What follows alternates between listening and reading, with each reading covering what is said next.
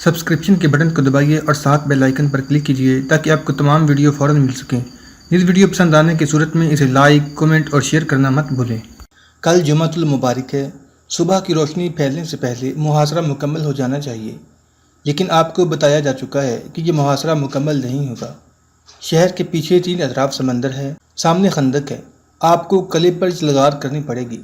خندق کو ہم عبور کر لیں گے۔ اصل کام تیر اندازوں کو کرنا ہے۔ وہ قلعے کی دیواروں اور برجوں پر تیروں کمی برسائے رکھیں گے۔ سیڑھیاں تیار کی جا چکی ہیں، ان سے دیواروں پر چڑھا جائے گا۔ میں جانتا ہوں کہ یہ خودکشی کی کوشش ہوگی، لیکن یہ قلعہ بند شہر فتح کرنے کا اور کوئی طریقہ نہیں۔ یہ 6 اور 7 جنوری 1026 جمعرات اور جمعہ کی درمیانی رات تھی۔ سلطان محمود نے چند لمحے بھی آرام نہیں کیا تھا۔ اس کی سکیم کے مطابق فوجوں کی جو تقسیم ہوئی تھی اس پر عمل ہو رہا تھا۔ دستے نقل و حرکت کر رہے تھے۔ انہیں احکام کے مطابق صبح کی روشنی سے پہلے اپنی اپنی پوزیشن پر پہنچنا تھا۔ سب سے زیادہ مشکل کام ان دستوں کا تھا جنہیں شہر کی دیوار اور دروازوں پر یلغار کرنی تھی۔ سلطان محمود نے اپنے سالاروں کو اپنی سکیم ایک بار پھر سنا دی اور کہا، اب ہندو اپنی بیٹیوں کو ہماری صفوں میں بیٹھے زہر کے طور پر استعمال نہیں کر سکیں گے۔ اس نے سالاروں وغیرہ کو رخصت کر دیا۔ یہ تاریخی حقیقت ہے کہ ہندوؤں نے غزنی کی فوج کے سالاروں اور کمانداروں کو گمراہ کرنے اور معلومات حاصل کرنے کے لیے اپنی حسین اور جوان لڑکیوں سے بہت کام لیا تھا۔ لیکن سومنات والوں کو اس وقت پتہ چلا کہ غزنی کی فوج آ رہی ہے جب یہ فوج سومنات سے 1 دن سے بھی کم مسافت جتنی دور رہ گئی تھی۔ ہندو مہاراجے کنورائے کو مہلت ہی نہ ملی کہ وہ لڑکیوں والا حربہ استعمال کر سکتا یا غزنی کی فوج میں کوئی اور زہر پھیلا سکتا۔ ہندو جاسوس بھی بیکار ہو گئے تھے۔ اس وقت سلطان محمود اپنے سالاروں کے خون کو گرما رہا تھا۔ اس وقت سومنات کے مندر میں جیسے رات آئی ہی نہیں تھی۔ 10,000 پنڈت شیو دیو کے بت کے آگے اس کیفیت میں عبادت کر رہے تھے جیسے ماتم ہو رہا ہو۔ وہ رو رو کر بھجن گا رہے تھے۔ سینکڑوں حسین اور نیم اریاں جوان لڑکیاں مسلسل رقص میں تھرک رہی تھیں۔ ایک ٹولی تھکتی تھی تو دوسری ناچنے لگتی تھی۔ شہری دوڑتے ہوئے مندر میں داخل ہوئے، پنڈتوں کے ہجوم کو چیرتے ہوئے بت تک پہنچے اور رو رو کر بت کے قدموں میں ماتھے رگڑتے تھے۔ پنڈت، لڑکیاں اور شہری شیو دیو کا قہر بیدار کرنے کے جتن کر رہے تھے، مگر ان کے انداز میں خوف و ہراس نہیں تھا، ولولہ تھا، جوش تھا اور اپنے مذہب پر مر مٹنے کا عزم تھا۔ مورخ لکھتے ہیں کہ ہندو قہر اور غضب سے پاگل ہوئے جا رہے تھے۔ وہ غزنی کی فوج کو کچا چبانے کا عہد کر چکے تھے اور انہوں نے یہ عہد شیو دیو کے بت کے قدموں میں ماتھا رکھ کر کیا تھا۔ کوئی ہندو نہتا نہیں تھا۔ وہ تلواروں، برچھیوں، ترکشوں اور کمانوں سے لیس تھے۔ وہ اپنے گھروں کو اور اپنی بہو بیٹیوں کو بھول گئے تھے۔ پنڈتوں نے انہیں یقین دلا رکھا تھا کہ غزنی کی فوج کو شیو دیو خود گھسیٹ کر یہاں تک لائے ہیں اور مسلمانوں کو تباہ ہونا ہے۔ ہندوؤں کے جنون کا یہ عالم تھا کہ ایک رقاصہ دوڑتی ہوئی بت کے سامنے جا کھڑی ہوئی۔ اس کے ہاتھ میں خنجر تھا۔ اس نے اعلان کیا، میں شیو دیو کے قدموں میں دل کا نذرانہ پیش کرتی ہوں۔ وہ پہلے ہی نیم اریاں تھی۔ اس نے جس ریشمی کپڑے سے سر ڈھانپ رکھا تھا وہ بھی اتار پھینکا۔ مندر کے اندر سناٹا طاری ہو گیا۔ کسی نے اس لڑکی کو نہ روکا۔ وہ جوان تھی اور بہت ہی حسین۔ اس نے خنجر کی نوک اپنی آخری پسلی کے نیچے رکھی، نوک کو دبایا، خنجر کو بائیں سے دائیں زور سے جھٹکا دیا۔ اس کا پیٹ چاک ہو گیا۔ اس کا مرمرے جسم خون سے لال ہو گیا۔ وہ گری نہیں۔ اس نے اپنا ہاتھ پیٹ کے اندر کیا۔ تب اس نے چلا کر کہا، کہاں ہے میرا دل؟ مجھے بتاؤ، دل کہاں ہوتا ہے؟ وہ اپنے پیٹ کے اتنے بڑے زخم میں ہاتھ ڈال کر ٹٹول رہی تھی۔ ایک پنڈت دوڑتا ہوا اس تک پہنچا۔ لڑکی کا سر ڈولا اور وہ گھٹنوں کے بل گری۔ پنڈت نے اس کے پیچھے بیٹھ کر اس کی پیٹھ اپنے سینے سے لگا لی اور اس کے پھٹے ہوئے پیٹ میں ہاتھ ڈال کر ہاتھ اوپر سینے میں لے گیا۔ اس نے خنجر جو لڑکی کے ہاتھ سے گر پڑا تھا اٹھا لیا اور اس سے لڑکی کا دل کاٹ کر سب کو دکھایا۔ پھر اس نے دل بت کے دل کے مقام پر پھیر کر دل بت کے قدموں میں رکھ دیا۔ میں نے ایک لڑکی کا بلیدان شیو دیو کے چرنوں میں رکھ دیا ہے، پنڈت نے بلند آواز سے اعلان کیا۔ یہ نہ سمجھیں کہ لڑکی مر گئی ہے، اسے شیو دیو دوسرا جنم دیں گے۔ پنڈت رقاصہ کی لاش اٹھا کر کسی اور کمرے میں لے گئے۔ ایسے ہی حسین اور جوان ایک اور رقاصہ دوڑتی بت کے سامنے جا کھڑی ہوئی۔ اس نے بھی اپنے آپ کو ننگا کر دیا۔ خنجر ابھی پنڈت کے ہاتھ میں تھا۔ رقاصہ نے خنجر اس کے ہاتھ سے جھپٹ لیا اور اسی طرح اپنا پیٹ چاک کر کے پنڈت سے کہا کہ اس کا دل شیو دیو کے قدموں میں رکھ دیا جائے۔ وہ بھی زندہ ہی تھی کہ پنڈت نے اس کا دل نکال کر بت کے دل کے مقام پر پھیرا اور اس کے قدموں میں رکھ دیا۔ اس کے بعد باقی داسیوں نے جو رقص کیا وہ جنات کا رقص معلوم ہوتا تھا۔ اس میں موسیقی تو تھی، لیکن ناچنے والیوں کا رقص ایسا پر اسرار اور ہولناک تھا جیسے یہ ان کی زندگی کا آخری ناچ ہو۔ شہنائیاں جیسے کسی کی موت پر چیخ چلا کر بین کر رہی ہوں، دف جیسے سینہ کوبی کر رہی ہوں، ناچنے والیاں جیسے پاگل ہو گئی ہوں۔ ان کے کپڑے اترے جا رہے تھے یا وہ خود اتار رہی تھیں، حتیٰ کہ وہ مادر زاد ننگی ہو گئیں۔ مگر ان کے رقص کی تال اور سازوں کی سنگت میں ذرا سی بھی لغزش نہیں آ رہی تھی۔ دوسرے کمروں میں پنڈتوں کی کھڑتالوں اور بجنوں کے واویلے نے سومناتھ کی رات پر دہشت طاری کر رکھی تھی۔ ذرا سی دیر میں یہ خبر مندر سے باہر نکل گئی کہ ناچنے والی دو لڑکیوں نے اپنے ہاتھوں اپنے دل نکال کر شیو دیو کے قدموں میں رکھ دیے۔ عورتوں نے مندر پر دھاوا بول دیا۔ وہ دونوں لاشوں کے خون میں انگلیاں ڈبو ڈبو کر اپنے ماتھوں پر تلک لگانے لگیں۔ خون کے تلک جب ان کے مردوں نے دیکھے تو ان کے جوش و خروش میں قہر پیدا ہو گیا۔ وہ تو پہلے ہی پھنکار رہے تھے۔ سومناتھ کی گلیوں میں وہ خبریں جو شہر کی دیواروں کے اوپر سے آتی تھیں اعلان کے انداز میں سارے شہر کو سنائی جا رہی تھیں، اور بہت سی آوازیں گٹھاؤں کی طرح مسلسل گرج رہی تھیں۔ مسلمانوں کو موت یہاں لے آئی ہے۔ بھارت ماتا میں کوئی مسلمان زندہ نہیں رہے گا۔ شیو دیو کے پجاریوں، مسلمانوں کی بوٹیاں سمندر میں بہا دو، خبردار، ہوشیار، لڑائی میں جو لڑتا ہوا مارا جائے گا اسے شیو دیو دوسرا جنم دیں گے۔ انگریزوں کے دور حکومت میں ہندوستان کے اسکولوں میں وہ تاریخ پڑھائی جاتی رہی ہے جو ہندوؤں نے لکھی تھی اور جسے انگریزوں نے منظور کیا تھا۔ ان 10 کتابوں میں سلطان محمود غزنوی کے 17 حملوں میں سومناتھ کو آخری حملہ لکھا گیا تھا، اور اسے ایک عام سی قسم کا حملہ ثابت کر کے یہ بھی لکھا گیا کہ سومناتھ کا بت اندر سے کھوکھلا تھا اور اس میں ہیرے جواہرات بھرے ہوئے تھے جو محمود غزنوی نکال کر چلتا بنا۔ انگریز بھی یہی چاہتے تھے کہ ہندوستان کے مسلمان بچوں کو سومناتھ کے مارکے کے پس منظر اور سلطان محمود کے جذبے سے بے خبر رکھا جائے۔ انگریز ہمیشہ مسلمان سے خائف رہا ہے۔ ہندو کو تو انگریز نے یہاں آتے ہی جسمانی طور پر نہیں بلکہ روحانی طور پر اپنا غلام بنا لیا تھا، اور دونوں نے مل کر مسلمانوں کی روایت کشی اور کردار کشی کی تھی۔ سومناتھ کی جنگ کے وہ حالات اور احوال و قوائف جو عینی شاہدوں نے تحریر کیے اور جنہیں اس دور کے مورخ، مفکر اور وقائع نگار البرونی نے قلم بند کیا، اور جو فرشتہ اور دیگر بہت سے مورخوں نے محفوظ کیے ہیں، ان سے پتہ چلتا ہے کہ سومناتھ پر سلطان محمود کی فوج کشی اس قدر بڑا اور خطرناک اقدام تھا جو کوئی ایسا بادشاہ کر سکتا تھا جس کا دماغ چل گیا ہو، یا وہ خوش فہمیوں میں مبتلا ہو، یا جنگی قیادت میں غیر معمولی مہارت اور جرأت رکھتا ہو۔ آج کے جنگی مبصر بھی جب سومناتھ کا ذکر کرتے ہیں تو وہ اسے روس پر نپولین کی فوج کشی سے تشبیہ دیتے ہیں۔ نپولین روس میں جا کر تباہ و برباد ہو گیا تھا۔ سلطان محمود بھی بظاہر تباہ و برباد ہونے کے لیے سومناتھ گیا تھا۔ مورخوں کے مطابق خود سلطان محمود نے سومناتھ پہنچ کر محسوس کر لیا تھا کہ اس کے حساب کتاب میں اسے غلطی لگی ہے، وہ غلط جگہ آ گیا ہے۔ اسی لیے اس نے اپنے سالاروں سے کہا تھا کہ ہم اس مقام پر آ گئے ہیں جہاں سے واپسی ناممکن ہے۔ ہم سومناتھ کی فتح کے لیے نہ لڑے تو ہمیں زندہ پسپا ہونے کے لیے بڑی خوفناک لڑائی لڑنی پڑے گی۔ پھر کیوں نہ ہم اس مقصد کے لیے لڑیں جس کے لیے آئے ہیں۔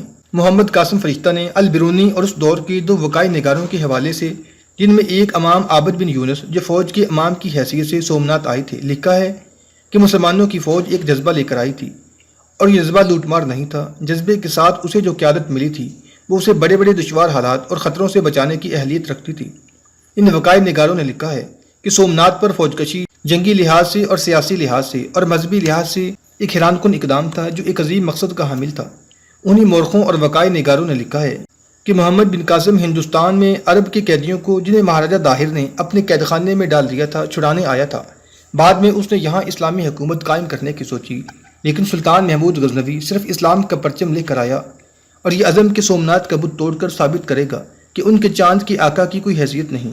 مورخ اس پر بھی متفق ہیں کہ سلطان محمود اور اس کا دست رات سالار ابو عبداللہ محمد التائی بالکل بے خبر تھے کہ سومناتھ کے اندر ہندوؤں کے بچے بھی مرنے مارنے کے لیے تیار تھے، اور سومناتھ کا دفاع اس سے کہیں زیادہ مستحکم اور خطرناک ہے جتنا وہ سمجھے تھے۔ سلطان خدا کی مدد کا محتاج تو رہتا ہی تھا، لیکن یہاں آ کر اس نے محسوس کیا کہ اسے کامیابی یا کامیاب پسپائی خدا ہی عطا کر سکتا ہے۔ اتفاق سے وہ جمعرات کے روز سومناتھ پہنچا تھا۔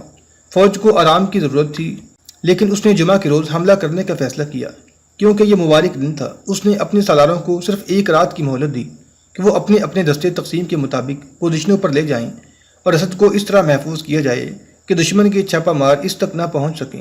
غزنی کی فوج کی سب سے بڑی کمزوری یہ تھی کہ اسے رسد اور کمک ملنے کی کوئی صورت نہیں تھی۔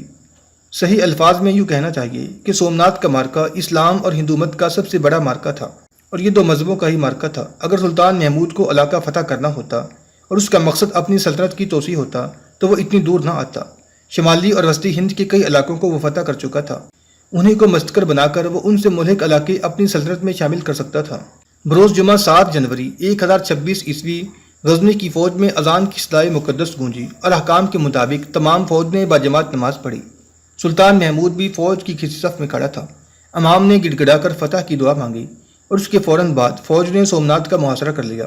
اس محاصرے میں سب سے نمایاں چیز جو تمام مورخوں نے لکھی ہے وہ غزنی کی فوج کے نعرے تھے، جو اس قدر گرجدار تھے کہ خوف کا تاثر پیدا کرتے تھے۔ اس کے جواب میں قلعے کی دیوار پر ہندوؤں کا جو ہجوم تھا وہ اپنے نعرے لگا رہا تھا۔ سلطان محمود کسی ایک جگہ کھڑا ہو کر احکام نہیں دے رہا تھا، وہ مسلسل حرکت میں تھا۔ اس کے قاصد اور محافظ اس کے ساتھ بھاگ دوڑ رہے تھے۔ سب سے پہلا کام خندق کو عبور کرنا تھا۔ دیواروں کے اوپر سے اور برجوں سے ہندوؤں نے تیروں کا می برسا دیا۔ سلطان محمود نے اپنے ہزاروں تیر اندازوں کو خندق کے کنارے کھڑا کر کے دیواروں اور برجوں پر بلا رکے تیر چلانے کا حکم دیا۔ غزنی والوں کی کمانیں بڑی تھیں اور سخت بھی، ان کے چھوڑے ہوئے تیر ہندوؤں کے تیروں کی نسبت دور مار کر سکتے تھے۔ تیر اندازوں نے آنے واحد میں خندق کے کنارے کھڑے ہو کر تیر چلانے شروع کر دیے۔ ان سے ہندوؤں کے سر نیچے ہو گئے اور ان کی تیر اندازی میں کمی آ گئی۔ غزنی والوں کی تیر اندازی شدید اور تیز تر ہو گئی۔ اس کے سائے میں سلطان محمود کی فوج نے جگہ جگہ خندق میں اونٹوں پر لاد کر لائے ہوئے پتھر اور مٹی پھینکنی شروع کر دی۔ یہ عمل ایسا تھا جیسے ایک جگہ سے زمین اکھاڑ کر دوسری جگہ ڈالی جا رہی ہو۔ ہندوؤں نے دیکھا کہ خندق بھری جا رہی ہے تو انہوں نے دیواروں پر اپنے آپ کو مسلمانوں کے تیروں کے سامنے کر دیا اور خندق بھرنے والوں پر تیر برسانے لگے۔ وہ مسلمانوں کے تیروں کا نشانہ بن رہے تھے، گر رہے تھے، مگر جو گرتا تھا اس کی جگہ ایک اور ہندو آ جاتا تھا۔ انہوں نے مسلمانوں کو خاصا نقصان پہنچایا۔ خندق ابھی آدھی بھری تھی کہ مسلمان تیر انداز اپنے ساتھیوں کو تیروں سے زخمی ہوتا دیکھ کر جوش میں آ گئے۔ وہ خندق میں کود گئے اور ایک دوسرے کی مدد سے خندق سے اوپر چلے گئے۔ وہ دیوار کے اتنی قریب چلے گئے جہاں سے وہ دیوار کے اوپر کھڑے ہندوؤں کو دیکھ سکتے تھے۔ وہاں سے انہوں نے تیر اندازی شروع کر دی۔ یہ نعرہ اللہ اکبر کا کرشمہ تھا کہ ان تیر اندازوں نے اپنے آپ کو یقینی موت کے خطرے میں ڈال دیا۔ اوپر کے تیر ان پر موسلادھار بارش کی طرح آ رہے تھے۔ غزنی کے مجاہد تیر کھا کر بھی تیر چلاتے تھے۔ یہ تیروں کا مارکا تھا۔ خندق بھر جانے کے بعد قلعے کی دروازوں اور دیواروں پر ہلہ بولنا تھا۔ خندق اتنی بھر گئی کہ فوج گزر سکتی تھی۔ 4 گھڑ سواروں نے ہاتھوں میں کلہاڑے لیے، گھوڑے سر پر دوڑا دیے۔ ان کا رخ ایک دروازے کی طرف تھا۔ ان کا ارادہ تھا کہ دروازے تک پہنچ جائیں تو کلہاڑوں سے دروازہ توڑ دیں گے، مگر دو تو راستے میں ہی تیروں کا نشانہ بن گئے۔ ان پر اتنے تیر آئے کہ گھوڑوں کے جسموں میں بھی تیر اتر گئے۔ 2 دروازے تک پہنچ گئے، مگر دروازے کے دائیں بائیں دیوار میں چوڑے سوراخ تھے جن میں دروازے کی حفاظت کے لیے تیر انداز بیٹھے ہوئے تھے۔ انہوں نے دونوں سواروں کو ختم کر دیا۔ غزنی کی فوج بند توڑ کر نکل جانے والے سیلاب کی طرح بڑھی۔ ان دستوں کے پاس بڑی مضبوط سیڑھیاں تھیں جن کی لمبائی دیواروں کی بلندی جتنی تھی۔ عقب سے تیر اندازوں نے دیوار کے اوپر اور برجوں پر تیر اور تیزی سے پھینکنے شروع کر دیے تاکہ اوپر والوں کے سر نیچے رہیں، لیکن ہندوؤں نے جان کی بازی لگا رکھی تھی۔ انہوں نے سر نیچے نہ کیے اور ان مسلمانوں پر تیر برسانے شروع کر دیے جنہوں نے سیڑھیاں اٹھا رکھی تھیں۔ دروازے تک پہنچنا ناممکن نظر آ رہا تھا، پھر بھی کچھ جانباز ایسی پوزیشنوں تک پہنچ گئے جہاں سے وہ دروازے کے ساتھ والے سوراخوں میں تیر چلا سکتے تھے۔ ان میں بعض مارے گئے، لیکن غزنی والوں کا جوش اور جذبہ پہلے سے زیادہ بڑھ گیا تھا۔ سیڑھیاں دیواروں کے ساتھ لگا دی گئیں، مگر ان پر جو بھی چڑھا وہ جسم میں 2-3 تیر لیے ہوئے گرا۔ ادھر دیواروں پر چڑھنے کی کوشش ہو رہی تھی، ادھر سمندر کی طرف ایک مارکا لڑا جا رہا تھا۔ قلعے کا تمام تر پچھواڑا سمندر میں تھا۔ ایک نائب سالار نے یہ دلیرانہ حکم دیا کہ سمندر میں کشتیاں ڈال کر دیوار تک پہنچا جائے اور دیوار پر چڑھنے کی کوشش کی جائے۔ غزنی کی فوج کے پاس اپنی کشتیاں نہیں تھیں۔ سمندر کا کنارہ کشتیوں سے بھرا پڑا تھا۔ یہ سومنات کی فوجی کشتیاں تھیں۔ ایک جیش کشتیوں میں سوار ہو گیا۔ جنوری کا مہینہ تھا، اس لیے سمندر میں جوش نہیں تھا۔ کشتیوں کے ملاح ہندو تھے۔ انہیں کہا گیا کہ وہ کشتیاں دیوار تک لے چلیں۔ کشتیوں میں سیڑھیاں بھی رکھ لی گئی تھیں۔ یہ کوشش بھی ناکام ہو گئی کیونکہ دیوار کے اوپر سے تیر آنے لگے۔ ہندو ملاح سمندر میں کود گئے۔ غزنی کے مجاہدوں نے خود چپو مارے، لیکن دیوار تک پہنچنا خودکشی کے برابر تھا۔ جمعہ کی نماز کا وقت ہو گیا۔ خندق کو ابھی تک بھرا جا رہا تھا تاکہ آگے پیچھے ہونے کی رفتار تیز کی جا سکے۔ دونوں فوجوں کا خون تیزی سے بہہ رہا تھا۔ سلطان محمود نے گھوڑے پر ہی دعا کے لیے ہاتھ اٹھائے اور دعا ختم کر کے اس نے شدید ہلہ بولنے کا حکم دے دیا۔ وہ خود پیچھے کھڑا نہ رہا، بہت آگے چلا گیا۔ وہ فوج کو حوصلہ بڑھانے کے لیے چیخ چلا رہا تھا۔ یہ ہلہ اس حد تک کامیاب رہا کہ دروازے کے بالکل اوپر اور دروازے کے ساتھ دائیں اور بائیں جو مورچہ نما برج بنے ہوئے تھے انہیں صاف کر دیا گیا، اور غزنی کے سپاہی اس طرح ان کم بلندی والے مورچوں میں کھڑے ہو گئے کہ اندر سے کوئی ان میں آ کر تیر نہیں چلا سکتا تھا۔ ہندوؤں نے دلیری کا یہ مظاہرہ کیا کہ قلعے کا ایک دروازہ کھول دیا۔ اندر سے گھڑ سوار ہاتھوں میں برچیاں لیے تیز رفتار سے آئے اور ایسا ہلہ بولا کہ خود تو مارے گئے لیکن غزنی والوں کو پیچھے دھکیل دیا۔ سلطان محمود نے حکم دیا کہ کھلے ہوئے دروازے میں گھس جاؤ۔ ایک ہی بار بہت سے سواروں نے گھوڑوں کی اینٹ لگا دی، مگر اندر سے اتنے ہی گھوڑے سر پر دوڑتے آئے۔ ان کا ٹکراؤ دروازے میں ہوا۔ اندر سے مزید سوار آئے۔ انہوں نے غزنی کے سواروں کو دروازے کے اندر نہ ہونے دیا۔ مورخ لکھتے ہیں کہ دونوں طرف کے سپاہی ایک دوسرے کے خون کے پیاسے نظر آتے تھے۔ غزنی والوں نے تو جیسے عہد کر لیا تھا، فتح یا موت، وہ سراپا قہر بن گئے تھے اور ہندو اس قہر کو اپنے سینوں پر روک رہے تھے۔ یہ اطلاع اندر پہنچ گئی کہ غزنی کی فوج نے دروازہ کھول لیا ہے۔ اوپر والے ہندو تیر انداز ایسی جگہ آ گئے جہاں سے وہ دروازے پر تیر چلا سکتے تھے۔ انہوں نے تیر برسانے شروع کر دیے۔ دیوار پر یہ غلط اطلاع بھی پہنچی کہ غزنی کی فوج قلعے میں داخل ہو گئی ہے۔ اوپر والے مسلمانوں کو روکنے کے لیے قلعے کے اندر اتر گئے۔ مسلمانوں کی قیادت بڑی تیز اور ذہین تھی۔ انہوں نے فوراً دیوار کے ساتھ سیڑھیاں لگا لیں اور سپاہی ایک دوسرے کے پیچھے اوپر چڑھ گئے۔ ان کے پیچھے فوج چڑھی جا رہی تھی۔ اگلے لمحے دیوار کے اوپر دست بدست لڑائی شروع ہو گئی۔ مندر تک خبر پہنچ گئی کہ مسلمان اندر آ گئے ہیں۔ تمام پنڈت جو عبادت میں مصروف تھے اس طرح سجدے میں چلے گئے کہ پیٹ کے بل لیٹ کر ماتھے فرش پر رگڑنے لگے۔ کیونکہ دروازہ ابھی کھلا تھا اس لیے غزنی کے اللہ اکبر کے نعرے مندر کے اندر تک سنائی دے رہے تھے۔ پنڈت اور دیگر پجاری سپاہی نہیں تھے، وہ لڑنا نہیں جانتے تھے۔ سلطان محمود نے اپنا اصول بنا رکھا تھا کہ وہ بت توڑ دیتا تھا، مندر کو اجاڑ دیتا تھا، مگر کسی پنڈت اور پجاری پر ہاتھ نہیں اٹھاتا تھا۔ سومناتھ کے مندر میں پنڈتوں کو پتہ چلا کہ دروازہ کھل گیا ہے اور مسلمان اندر آ گئے تو وہ بت کے آگے لیٹ گئے، اور جب اللہ اکبر کے نعروں کی گرج ان کے کانوں تک پہنچی تو چند ایک پنڈت اٹھ کھڑے ہوئے۔ دو یورپی مورخوں ہیگ اور سمتھ نے لکھا ہے کہ مندر میں سینکڑوں نیم اریاں رقاصائیں موجود تھیں۔ ان کا رقص رک گیا تھا۔ وہ شاید سمجھ گئی تھیں کہ ان کا دیوتا ہار گیا ہے۔ ان کے چہروں پر گھبراہٹ تھی۔ چند ایک پنڈت اٹھے اور یہ سمجھ کر کہ ان کی زندگی کا آخری وقت آ گیا ہے، ایک ایک رقاصہ کو پکڑا اور مندر سے ملکہ کمروں میں لے گئے۔ اس طرح مندر میں بدکاری شروع ہو گئی۔ شہری اس سے بے خبر تھے۔ شہریوں پر خوف و ہراس نہیں تھا۔ مردوں کے ساتھ عورتیں بھی ہتھیاروں سے لیس ہو کر نکل آئی تھیں۔ بوڑھی عورتیں مندر میں اکٹھی ہو کر عبادت میں مصروف ہو گئی تھیں۔ دروازہ کھولنے کی چال سومناتھ کے مہاراجا کنور رائے کی تھی۔ وہ غزنی کی فوج کو نقصان پہنچانے میں خاصی حد تک کامیاب تھا، مگر اس کا مقابلہ غزنی کے جس جرنیل سے تھا وہ اس سے زیادہ دانشمند تھا اور وہ ہر موقع سے فائدہ اٹھانے کی اہلیت رکھتا تھا۔ سلطان محمود اور اس کے سالار اعلیٰ ابو عبداللہ نے دروازہ کھولنے سے یہ فائدہ اٹھایا کہ اپنی فوج کے بہت سے آدمی دروازے کے درمیان والے برجوں اور مورچوں میں کھڑے کر دیے، جہاں سے انہوں نے بڑی کارگر تیر اندازی کی۔ ادھر فوج دیواروں پر چڑھی جا رہی تھی۔ مہاراجا کنور رائے نے یہ صورتحال دیکھی تو اندر سے ایسا حملہ کرایا کہ ہندو گھڑسوار غزنی والوں کو دھکیلتے ہوئے باہر لے گئے اور ان کے پیچھے دروازہ بند ہو گیا۔ ہندو سواروں نے اپنا آپ سومناتھ پر قربان کر دیا۔ وہ اندر نہیں جا سکتے تھے، دروازہ بند ہو چکا تھا۔ وہ مسلمانوں کے ہاتھوں کٹ گئے۔ جو مسلمان برجوں پر قابض ہو گئے تھے ان پر ہندو ٹوٹ پڑے۔ اس کے ساتھ ہی سومناتھ کی فوج نے سیڑھیوں کے ذریعے اوپر آنے والے مسلمانوں پر اس قدر تیر برسائے کہ مسلمان ایک دوسرے کے اوپر گرے، اور جو اوپر چلے گئے تھے ان میں سے شاید ہی کوئی زندہ رہا ہوگا۔ دیوار کے اوپر سے اب تیروں کے ساتھ برچیاں بھی برسنے لگیں۔ سلطان محمود نے دیکھا کہ سورج قلعے کے پیچھے چلا گیا ہے اور فوج تھک گئی ہے اور زخمیوں کی تعداد بھی بڑھتی جا رہی ہے، تو اس نے پیچھے ہٹانے کا حکم دے دیا۔ وہ رات بھر سویا نہیں، سالاروں کو احکام دیتا رہا۔ اس نے زخمیوں کی عیادت بھی کی اور وہ ان دستوں کو دیکھنے بھی گیا جو باہر سے آنے والی ہندو فوجوں کے انتظار میں تھے۔ وہ کچھ فکر مند بھی تھا۔ اسے کامیابی مختوش نظر آ رہی تھی، لیکن وہ ہار ماننے والا آدمی نہیں تھا۔